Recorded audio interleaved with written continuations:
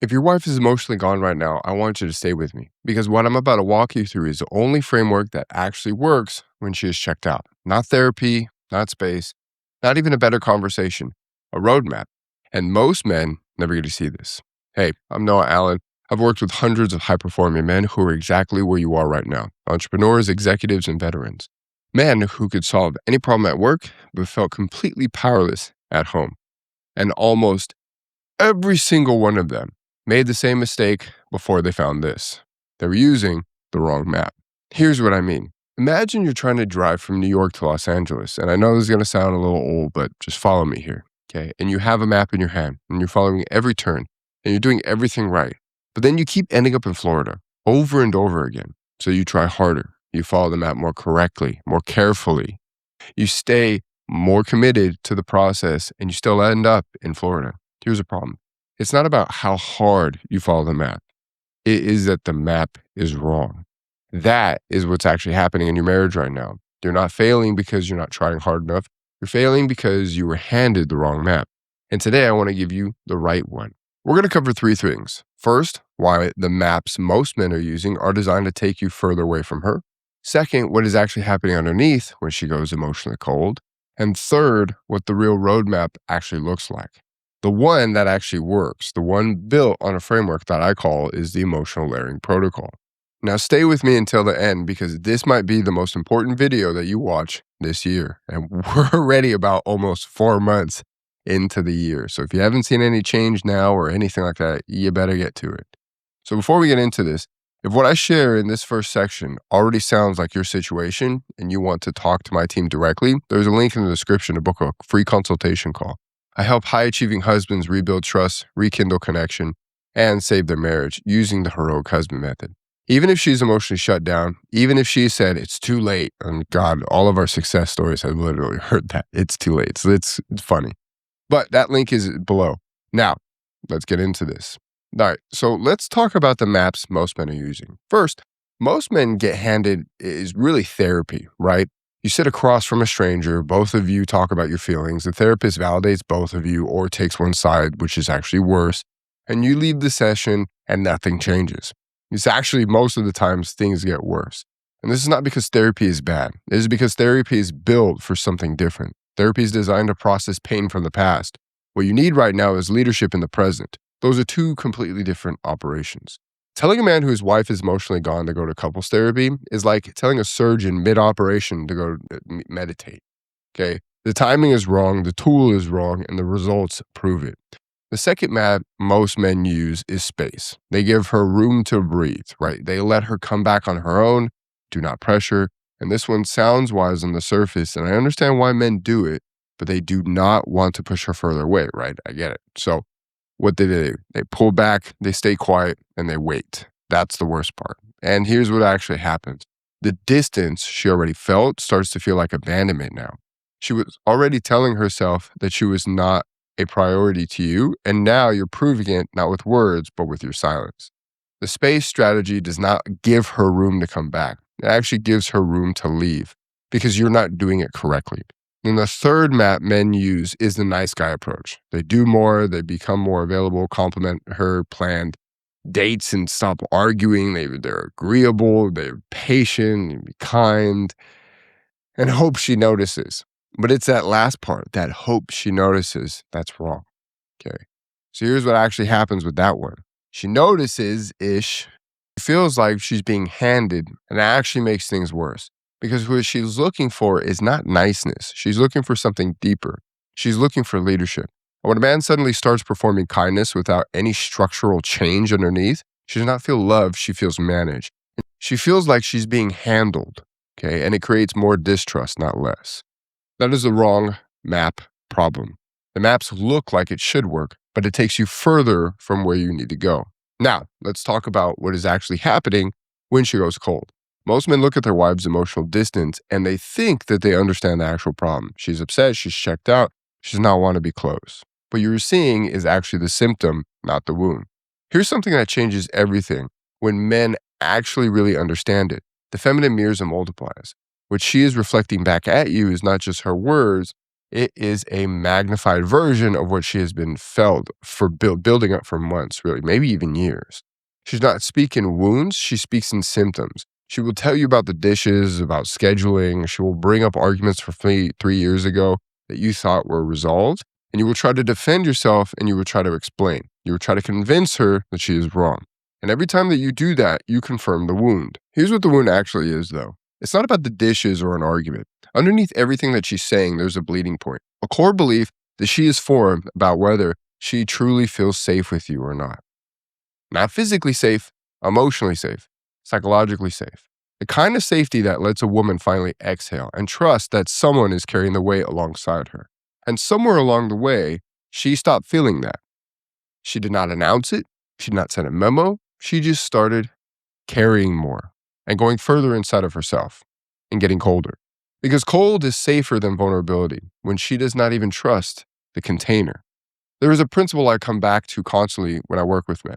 Someone's utopia is another person's dystopia. Meaning this, you look at your marriage and you think, maybe it's fine, right? Things have been manageable. You've been building, you've been providing, you've been present in ways that you know how to be present. And while you were living in that version of things, she was dying in her version. That is not your fault, but it is your responsibility now. There is also something happening on a deeper level that most men never get taught. Something that I call the development stage dynamic. Every person passes through 3 stages of development: mother stage, father stage, world stage.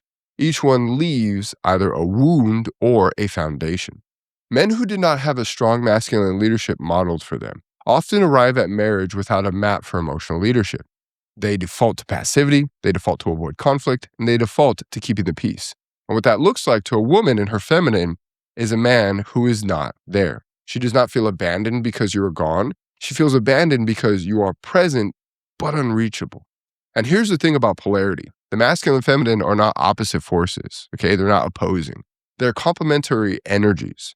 You are each other's assets, not liabilities. But polarity requires both sides to show up. When a man goes passive, when a man becomes reactive, when a man lets her emotional state determine how he shows up, the masculine charge collapses. And when that charge collapses, she cannot surrender to it. She cannot relax. She cannot feel safe. She has to carry her weight and yours. That is exhausting. And it is the real reason why she's pulling away. Now, I want to tell you about a man, and we'll call him Logan. He had been in his marriage for 11 years, 2 kids, successful business, and a nice house. From the outside, the picture looked clean. But at home, his wife stopped talking to him about anything real. They had conversations, but nothing in those conversations meant anything. They were logistics, schedules, household management. And Logan thought that the problem was that they just drifted. That happens, in long marriages. That is what everyone told him. But that drift was not the cause, it was the symptom. When Logan came to me, one of the first things that I walked him through was a bleeding point framework. The idea that what she's bringing to you is almost never the actual wound, that there's a layer underneath, and then another layer under that, until you get to the root. You are just arguing about the tree. Logan had been arguing about trees for years, and the shift he made was not about saying the right thing. It was about learning to stop responding to what she was saying on the surface and start leading towards what she could not yet say out loud. That is the difference between reacting and leading. Now, okay, right? Let's talk about the roadmap, the real one, the one built on the emotional layering protocol. This is a 3-stage system, healing, shifting, and bonding in that order. The sequence is not optional. It is the whole point. Most men want to jump to bonding.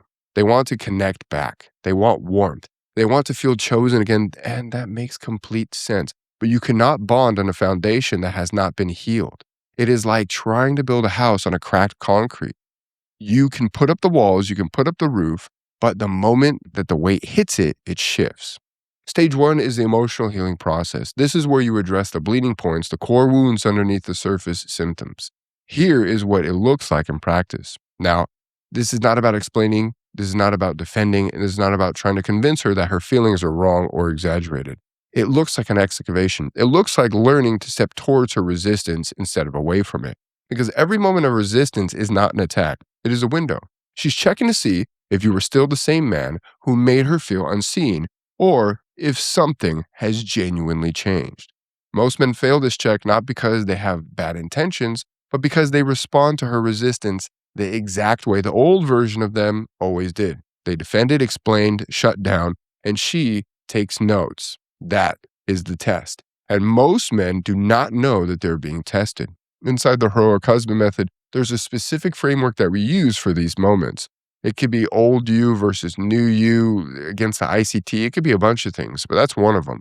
It's not about announcing that you have changed. It's about showing in the moments where the old you would have crumbled. She does not believe your words yet. She does not even have enough evidence for that, but she is watching your behavior every single day. And the seeds that you plant with your behavior go deep, and they go deeper than anything you could ever say. Here's how I break that down for the men I work with. There are conscious seeds, the things that they say, declarations of where you stand, statements of maturity, not performance, not speeches, but clear, grounded declarations that land differently than anything she's ever heard before. And there are subconscious seeds, the things that you do, the moments where she expects you to react and you stay grounded, the moments where you would have gone quiet and instead you stepped in, the moments where the old version of you would have needed reassurance from her and instead you held steady without it. Those subconscious seeds are what actually shift her nervous system, not conversations, behaviors, consistent visible behavior over time. This is what I want you to hear. Not every man who saves his marriage does it with a breakthrough conversation. Most of them do it with hundreds of small moments where they choose differently. The second stage is the emotional shifting protocol. This is where the internal work happens, where you stop letting her emotional state determine yours, where you build what I call is a cognitive reframing, not positive thinking, not interpreting everything as fine, but developing the capacity to hold discomfort without collapsing into it. Because here's the truth. She needs to be in her feminine to heal. That means that she is going to be emotional. She's going to test. She's going to say things that feel unfair, that hurt. She's going to go cold right when you think that you're making progress. That is not her being manipulative. That is the feminine navigating uncertainty. She's not rejecting you. She's protecting herself while she waits to see if the new version of you is real and not just temporary. There is a concept I teach called rejection is something that you decide. Meaning this, when she pulls back, you get to decide what that means. Most men decide it means that they're failing. They decide that it means that she does not care, and they decide that it confirms their fear that it is too late. Men who rebuild their marriages decide something different. They decide it means that she is still in the process, still watching, still waiting for enough evidence that the answer is not to chase, but to stay grounded. There is also a framework inside called the pivot process. Matching energy is not the answer. Matching her anxiety with your anxiety doubles the instability. The masculine presence in a marriage is supposed to be the anchor, not another wave. When she storms, you anchor. When she doubts, you ground. Polarity is maintained by a clarity and presence process, not control. This is where I want to bring in the bigger picture just for a moment, though, because this is not about your marriage. The family is the foundation of everything. Every community is made up of families. Every society is made up of communities, and every government reflects the quality of those societies. And at the base of the family unit is the man, his word, his presence, his leadership. When a man steps into genuine masculine leadership at home, his kids grow up different. They watch how he handles pressure. They absorb what it looks like to stay grounded when things get hard. They learn what a real marriage is supposed to feel like. And they carry that into their own families one day. That is the legacy. That is what actually is at stake here. Not just the marriage, all of it.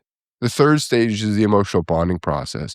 This is where trust has been rebuilt enough that connection can actually grow again, where mystery and playfulness return, where you begin to having those planned conversations to create curiosity and continuation. Not just logistics, not just updates, real conversations that pull her forward.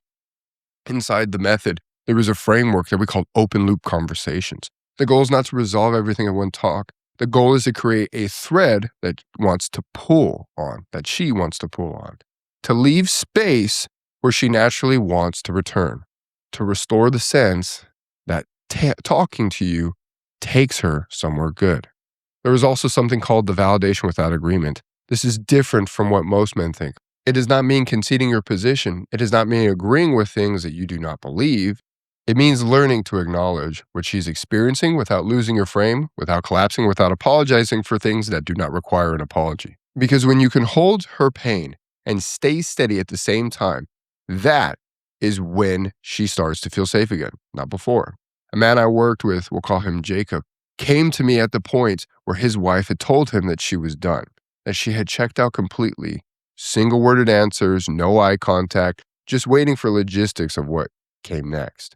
Jacob was a pilot. He understood precision, he understood systems, and he understood that when you are flying, your instruments tell you the truth, even when your body is lying to you.